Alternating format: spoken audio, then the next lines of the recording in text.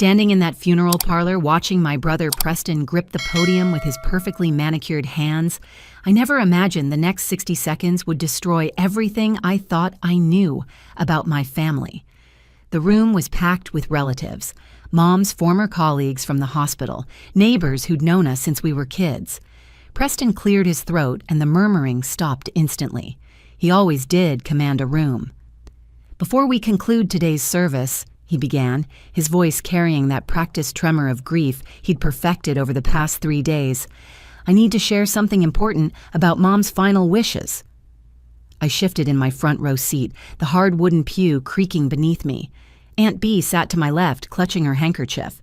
Uncle Raymond was on my right, his weathered face stoic as always. We all leaned forward slightly, waiting. "Mom left everything to me," Preston announced, his eyes scanning the crowd before landing on me. The house, her savings, her jewelry collection, all of it.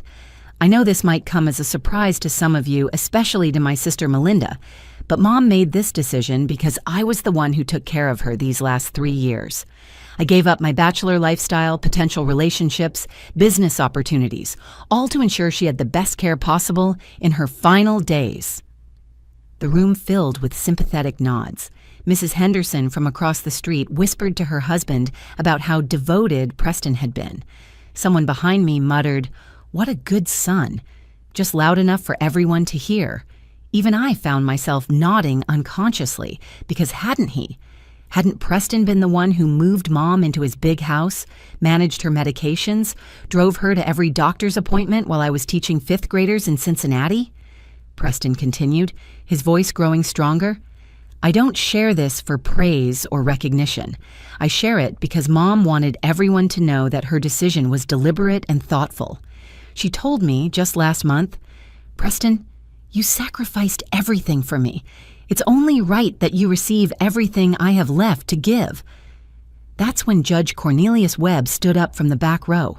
The sound of his chair scraping against the floor cut through the room like a knife. Everyone turned. Judge Webb had been our family lawyer for 30 years, Dad's best friend before that. In all that time, I'd never seen him interrupt anything, much less a funeral service. His usually kind face was stern behind his wire-rimmed glasses, and his hands were trembling slightly as he held his phone. "Mr. Hartley," Judge Webb said, his voice steady despite the tremor in his hands, "I'm afraid that's not accurate." Preston's confident smile froze on his face. "Judge Webb, perhaps we could discuss this after—" "No, we cannot," Judge Webb interrupted firmly. "Your mother changed her will the night before she passed. I have the documentation right here, properly witnessed and notarized. Dorothy was very specific about when this information should be shared, and that time is now." The funeral parlor erupted in whispers. Preston's face had gone from confused to pale, his hands gripping the podium so hard his knuckles went white. "That's impossible. Mom wasn't of sound mind those last few days. The pain medications made her confused, delusional even." Judge Webb walked slowly down the center aisle, every footstep echoing in the sudden silence. "Your mother anticipated you would say that, Preston. That's why she left this recording about the special medicine you were giving her. She wanted everyone to hear the truth." "This is highly inappropriate." Preston's voice cracked, no longer smooth and controlled. "Whatever confused rambling my poor mother recorded in her final days has no place." Judge Webb held up his phone, and Mom's voice suddenly filled the room, weak but crystal clear. "Preston, my son, I know what you've been doing to me." The words hung in the air like a physical presence. Preston's face went from pale to ghost white, his whole body seeming to deflate. Someone gasped. Aunt Bee grabbed my hand, her fingers ice cold. I couldn't breathe, couldn't move, could only stare at the phone in Judge Webb's hand as my dead mother's voice continued. "The pills you've been putting in my tea aren't vitamins from Canada. I know what they really are, and I know why you've been giving them to me. But more importantly, everyone listening to this needs to know the truth about my devoted son and what he's really been doing these past 3 years." Preston made a lunging motion toward Judge Webb, but Uncle Raymond and 2 other men stood up, blocking his path. Preston looked around wildly, like a trapped animal, and for the first time in my life, I saw real fear in my brother's eyes. The recording continued, and with each word, the fairy tale of the devoted son caring for his ailing mother crumbled, revealing something so dark, so calculated that even now, standing in this room full of witnesses, I could barely believe it was happening. My mother had known she was going to die. She had known who was responsible. And from beyond the grave, she was about to destroy the son who had tried to destroy her. 3 days earlier, I'd gotten the call that changed everything. It was 6:47 a.m. on a Tuesday, and I was already awake, grading spelling tests at my kitchen table with my second cup of coffee when Preston's name appeared on my phone screen. He never called this early. "Melinda," he said, and I knew immediately something was wrong. Preston always called me Mel or Little Sister, never my full name. Mom passed away last night, peacefully, in her sleep. The hospice nurse said she just stopped breathing around midnight. The spelling test in my hand fell to the floor, red ink bleeding across little Tommy Martinez's carefully printed words. I remember staring at it, thinking absurdly that I'd have to print a new one. While Preston kept talking about funeral arrangements and flowers and things that seemed impossible, because Mom couldn't be dead. She'd left me a voicemail just 2 days ago, though I hadn't been able to understand most of it. Her words had been slurred, confused. Something about birds in her room and Dad coming to visit, even though Dad had been gone for 10 years. The drive from Cincinnati to Hartford County took 6 hours, and I spent every mile drowning in guilt. When was the last time I'd visited? 3 weeks? 4? The days blended together during the school year, and Preston always had excuses ready when I called to plan visits. Mom was having a bad day. The new medication made her too drowsy for company. The doctor advised limiting stimulation. It had been so easy to accept those excuses, to promise myself I'd visit next weekend, then the next. Preston had moved Mom into his colonial house 3 years ago, right after her second fall. I'd been there for the family meeting at Riverside Cafe, Mom's favorite breakfast spot. She'd sat between us, her coffee going cold, while Preston laid out his plan with the efficiency of the real estate presentations he gave to clients. "The house has everything," he'd said, sliding photos across the table like he was making a sale. First floor bedroom with an attached bathroom, wider doorways for when she needs a wheelchair, and I can convert the study into a nurse's station if we need round-the-clock care later.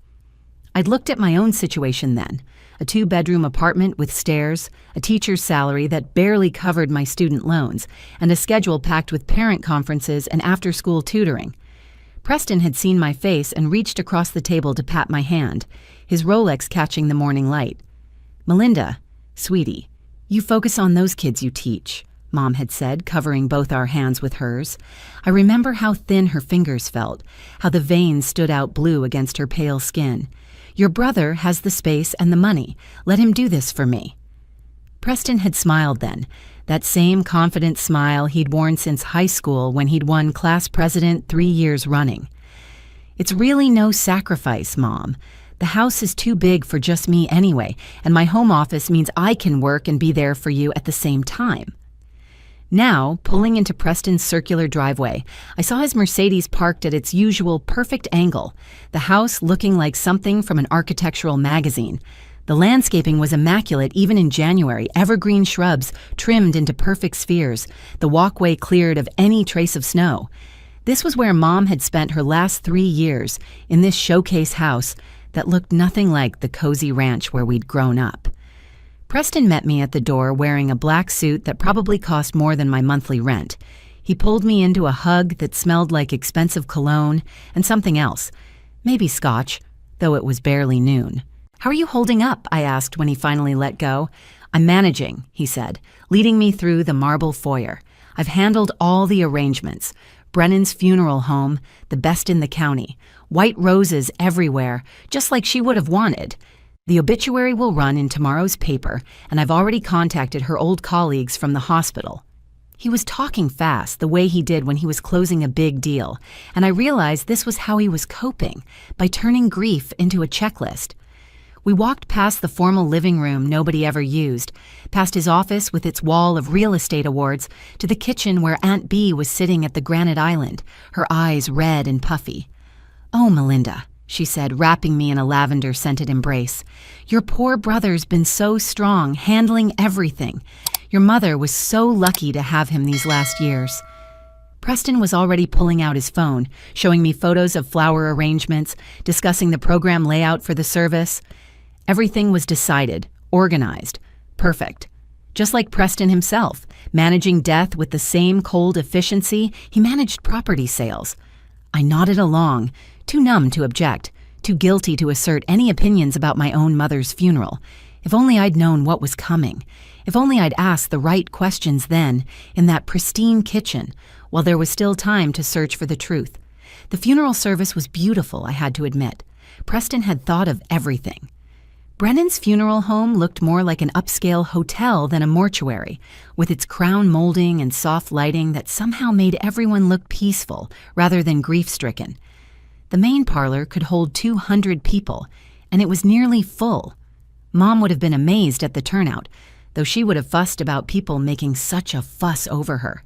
The photo montage Preston had commissioned played on loop on screens positioned throughout the room.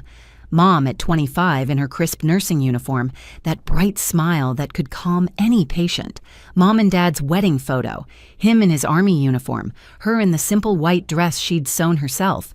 Christmas mornings with Preston and me tearing through wrapping paper, Mom receiving her 40-year service award from Hartford General Hospital. Each image dissolved into the next, set to the classical music she'd loved but rarely had time to listen to. When Reverend Morrison finished the opening prayers and invited family members to speak, Preston stood immediately, smoothing his black suit jacket as he walked to the podium with measured steps. He'd always been the performer in the family, the one who never missed a school play, who joined debate team and Model UN. Even grieving, he moved like he was on stage. "Our mother was a saint," he began, his voice perfectly modulated to reach the back rows without seeming to shout. "Dorothy Ann Hartley dedicated 40 years to nursing, to healing. Others, to being the steady hand that held yours when you were scared and alone in a hospital bed. She was the night shift nurse who sang lullabies to crying children, the one who stayed past her shift to comfort a dying patient who had no family." Several people were nodding, dabbing their eyes. Mrs. Chen, who Mom had cared for during her chemotherapy 20 years ago, was openly weeping. Preston paused, letting the emotion build before continuing. But in her final years, when she needed care herself, when arthritis made it hard for her to open a jar and her heart condition meant she couldn't climb stairs anymore, I was honored to return that love. These last 3 years weren't easy. There were medications to manage, 7 different prescriptions that had to be taken at exact times, doctor visits twice a week, sometimes more, physical therapy that she hated but needed, sleepless nights when she'd call out in pain, and I'd sit with her until sunrise, holding her hand the way she'd held so many hands over the years. Uncle Raymond leaned over to his wife and whispered loud enough for our row to hear, "That boy's a saint himself, taking on all that responsibility." Preston's eyes were glistening now, and he pulled out a handkerchief to dab at them. The gesture looked practiced but effective. But I never complained. How could I? She gave us everything. She worked double shifts to pay for my college. She mortgaged the house again to help Melinda get through her teaching degree. She went without so we could have everything we needed and most of what we wanted. The guilt hit me like a physical blow. He was right about the sacrifices Mom had made. I remembered her eating toast for dinner so Preston and I could have meat, wearing the same winter coat for 15 years while making sure we had new ones every growth spurt. Which is why, Preston continued, his voice growing stronger, what I'm about to share shouldn't surprise anyone who truly knew Dorothy Hartley and understood her practical nature. He looked directly at me then, and something in his expression made my skin prickle. Last month, during one of her lucid periods, Mom told me she was updating her will. She called me into her room one evening and took my hand. "Preston," she said, "you've sacrificed so much. Your time, your freedom, potential relationships. I see how you've put your life on hold for me." The room was completely silent now except for the soft hum of the heating system. Preston continued, still looking at me. "She told me she'd made a decision. The house on Maple Street where we grew up, her savings accounts, her jewelry collection, including our grandmother's pieces, everything would come to me." "Melinda will understand," she said. "She has her own life, her teaching career, her apartment in Cincinnati. She doesn't need the burden of managing an estate, and you've earned this through your devotion." My stomach turned to ice. The engagement ring Mom had promised. Me, when I was 12, sitting on her bed as she showed me Dad's proposal spot in her photo album, the pearl necklace from my grandmother that was supposed to pass to the first granddaughter. All of it going to Preston? Aunt B patted my hand sympathetically. "It's what your mother wanted, dear. You have to respect her wishes." Everyone was nodding, murmuring agreement about Preston's sacrifice and Mom's wisdom in recognizing it. Of course, Preston deserved it. St. Preston, who'd given up his bachelor lifestyle, who'd turned his showcase home into a nursing facility, who'd spent 3 years as a full-time caregiver while running his real estate empire. I opened my mouth to say something, though I wasn't sure what words would come out. Did I want to contest this? Could I? Mom had been confused lately, but she'd also been living entirely under Preston's care. If she'd made this decision, who was I to challenge it? But before I could speak, a voice came from the back of the room, cutting through the murmurs of sympathy and agreement like a blade through silk. "Mr. Hartley, I apologize for the interruption, but I need to address this immediately." Every head in the room turned toward that voice, and the silence that followed was absolute. Judge Cornelius Webb wasn't a man who interrupted funeral services. In his 30 years as our family lawyer, he'd handled Dad's estate with quiet dignity, never speaking above a conversational tone, never making waves. He'd been at every major family event since I was 10, always in the background, a steady presence in his conservative suits and wire-rimmed glasses. So when he stood up in the back row of my mother's funeral, every person in that room knew something extraordinary was happening. Judge Webb, Preston's confident smile cracked slightly, like a tiny fissure in expensive marble. "Is there perhaps something we could discuss after the service?" "I'm afraid not, Preston." Judge Webb walked forward, his footsteps deliberate on the carpeted aisle.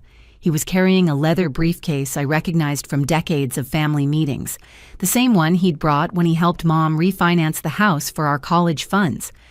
"Your mother specifically instructed me to address this matter if you made any public declarations about her estate."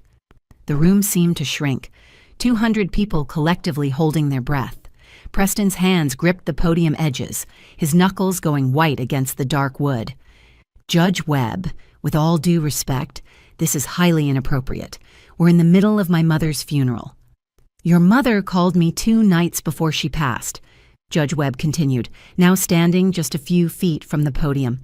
"It was 11:47 p.m. precisely.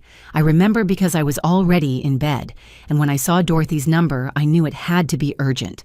She'd never called that late in all the years I'd known her." Preston's face shifted from confused to something harder to read. Fear? Anger? Mom wasn't well those last few days. The combination of medications often made her confused, especially at night. She sometimes thought Dad was still alive, called out for people who'd been dead for years. "That's what she said you'd claim," Judge Webb replied, setting his briefcase on the front pew and opening it with practiced efficiency, "which is why she insisted I come immediately. I drove to your house that night, Preston. You were asleep on the couch in the living room when I arrived. Your mother met me at the door herself, walking with her cane, but completely lucid." Gasps rippled through the crowd. Aunt B's hand tightened on mine. Preston's face had gone pale, that golden tan he maintained year-round, suddenly looking sickly under the funeral home lights. "That's impossible," Preston said, his voice rising. "Mom couldn't walk unassisted. She hadn't been able to for months." "She could, when she hadn't taken the special medicine you gave her," Judge Webb said, pulling out a manila folder. "We completed new estate documents in her bedroom that night. She was very specific about her wishes and her reasons for changing them. I brought my assistant, Margaret Holloway, as a witness. She's here today if anyone would like to verify this account." A woman in the third row raised her hand slightly, nodding. I recognized her from Judge Webb's office, a serious woman who'd been his paralegal for 20 years. Preston stepped away from the podium, his composure finally cracking completely. "This is insane. You're telling me you snuck into my house in the middle of the night to change legal documents with a woman who was clearly suffering from dementia." "I didn't sneak anywhere," Judge Webb said calmly. Your mother called me, met me at the door, and led me to her room. She showed me bank statements, Preston.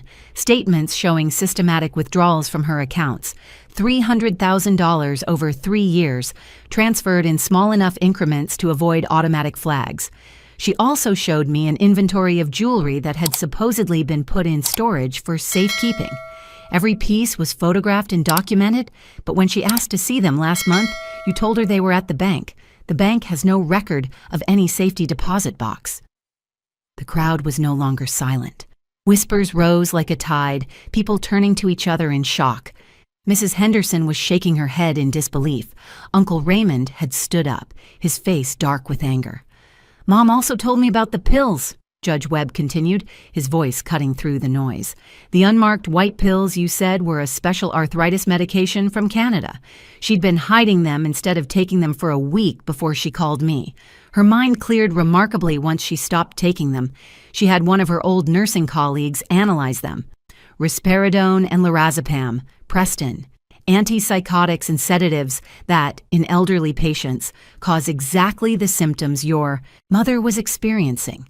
Confusion, memory loss, excessive drowsiness, difficulty walking.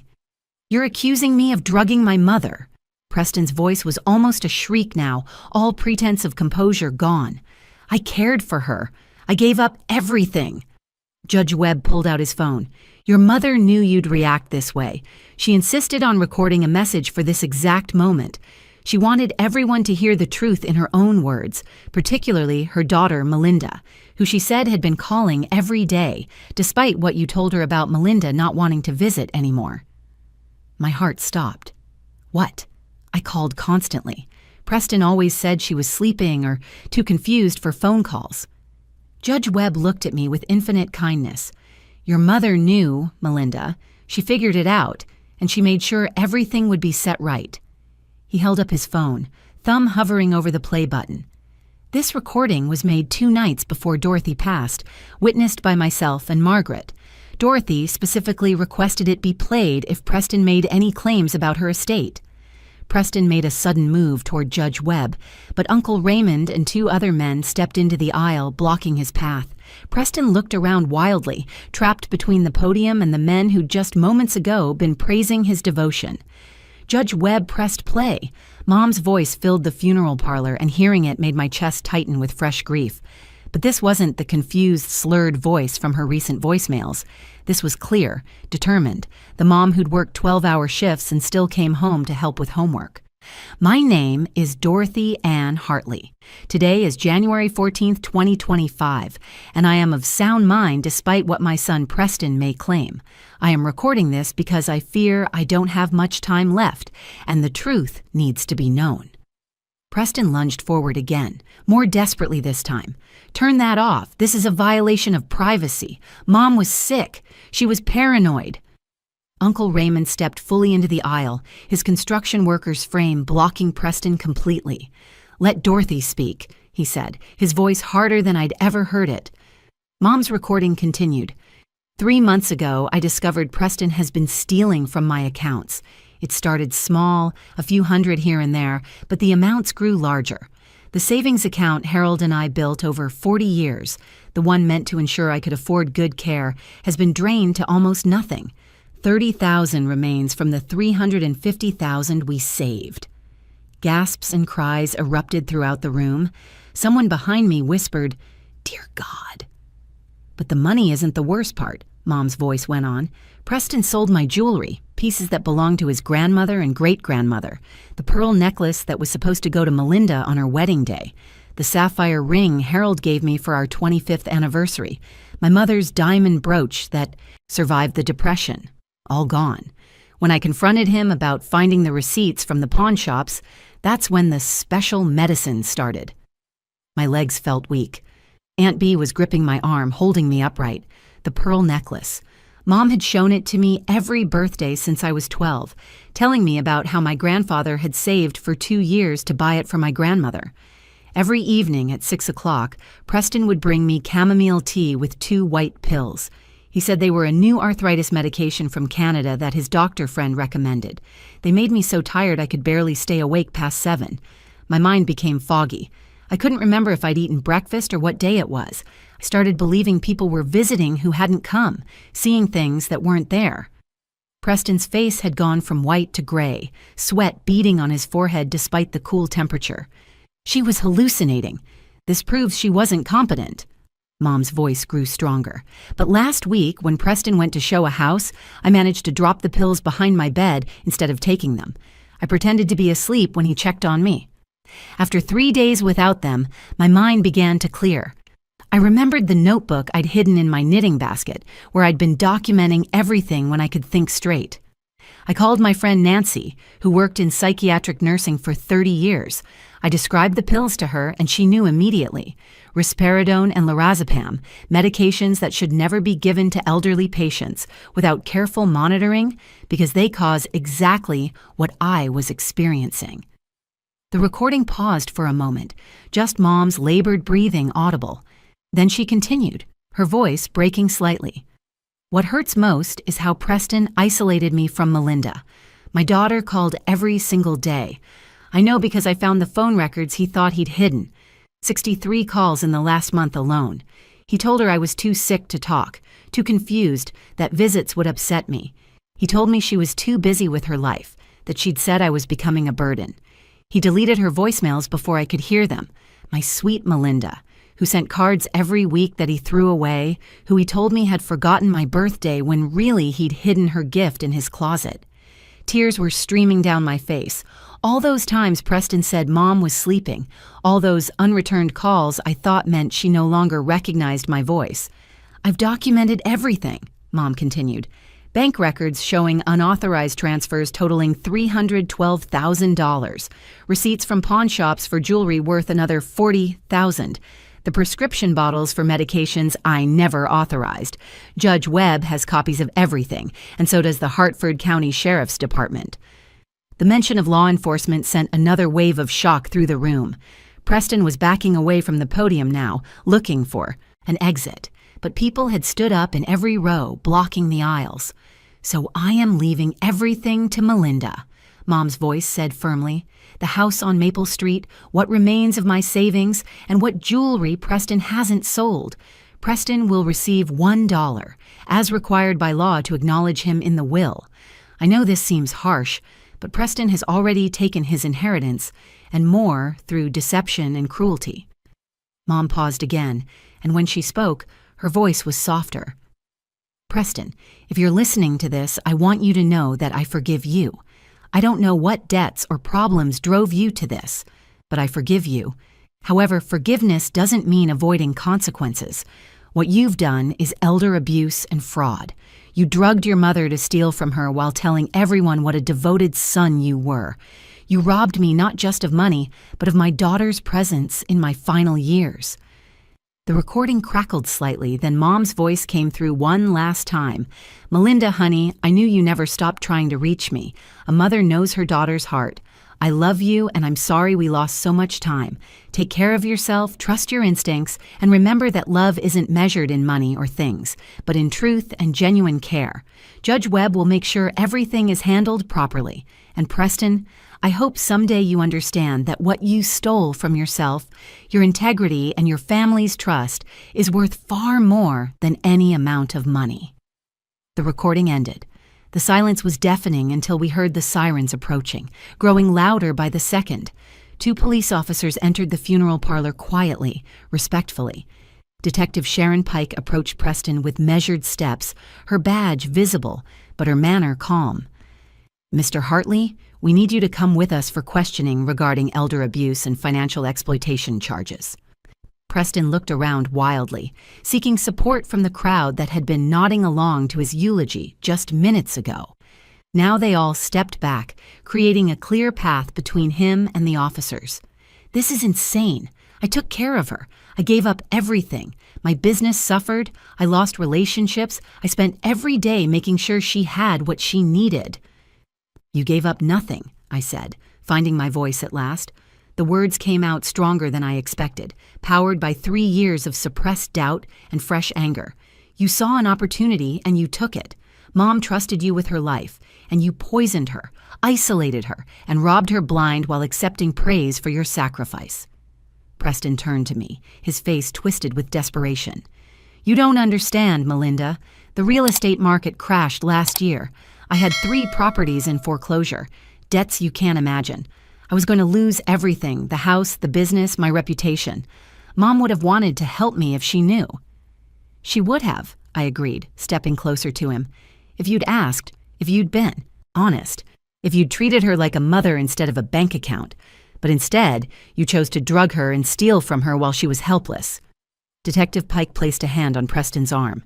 "Mr. Hartley, we need to go now." As they led him toward the door, Preston turned back one more time. "I did take care of her. The meals, the medications, the doctor appointments, that was all real." "So was the theft," Judge Webb said quietly, "and the drugs, and the lies you told to keep Melinda away." The funeral parlor slowly emptied after that. People didn't know what to say, offering awkward condolences mixed with shock. Mrs. Henderson squeezed my hand and whispered, "Your mother was a fighter to the end." Uncle Raymond hugged me tightly and promised to help however he could. One by one, they filed out until it was just me, Judge Webb, and Aunt Bee in that too-perfect room with its white roses and classical music still playing softly. Judge Webb handed me an envelope with my name written in Mom's shaky handwriting. "She wrote this for you separately. She wanted you to read it when you were ready." I opened it with trembling hands, the paper soft and worn like she'd touched it many times. "My dearest Melinda, if you're reading this, then Judge Webb has done what I asked. I'm sorry for the pain this truth has caused you. Please don't blame yourself for not seeing it sooner. Preston fooled me too, and I lived with him. He was always so good at showing people what they wanted to see. But here's what I need you to know. Those weekends you did manage to visit, when you'd read to me from your students' stories or brush my hair while telling me about your classroom, those were the moments I held on to when the medicine made everything foggy. Your love saved me, gave me the strength to fight back when I realized what was happening. The house is yours now, but more importantly, you have the truth. Don't let guilt eat at you. You called every day. You tried to visit. You sent cards and gifts. I know because I found them all hidden in Preston's closet after I stopped taking those pills. That recording of your students singing happy birthday to me that Preston said never arrived, I found it on his phone. Take care of yourself, trust your instincts, and remember that family isn't about blood or obligation. It's about choosing love over greed, truth over comfort, protection over reputation. All my love forever, Mom." 6 months later, I stood in Mom's garden, now my garden, planting the white roses she'd loved but never had energy to tend in her final years. Preston was serving 5 years for elder abuse, fraud, and unlawful imprisonment. The house on Maple Street felt different without Mom's laughter, but also without the shadow of Preston's deception. I'd found her journals hidden throughout the house, tucked in places Preston never thought to look, documenting everything when her mind was clear. The last entry, dated the night before she died, simply read, "Melinda called today.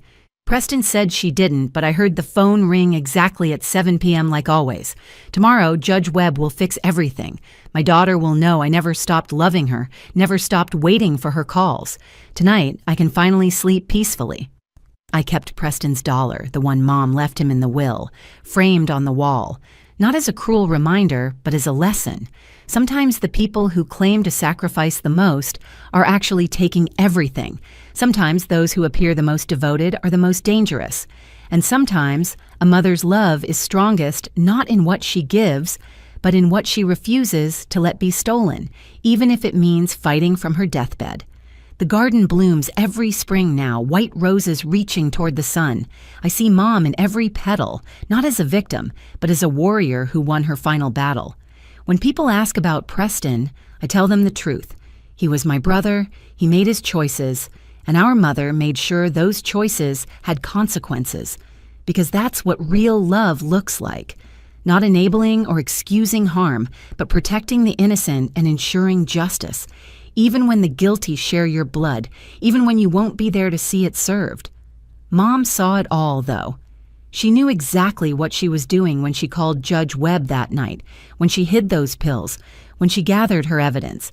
She saved me even after she was gone, and that's the kind of love that never dies. If this story touched you, Please take a moment to like this video and share it with someone who needs to hear it. Your support helps these important stories reach more people. Don't forget to subscribe to our channel for more powerful true life stories that remind us of the strength of the human spirit and the power of truth. Hit the notification bell so you never miss our next story. And remember, sometimes the greatest inheritance isn't money or property, but the truth that sets us free.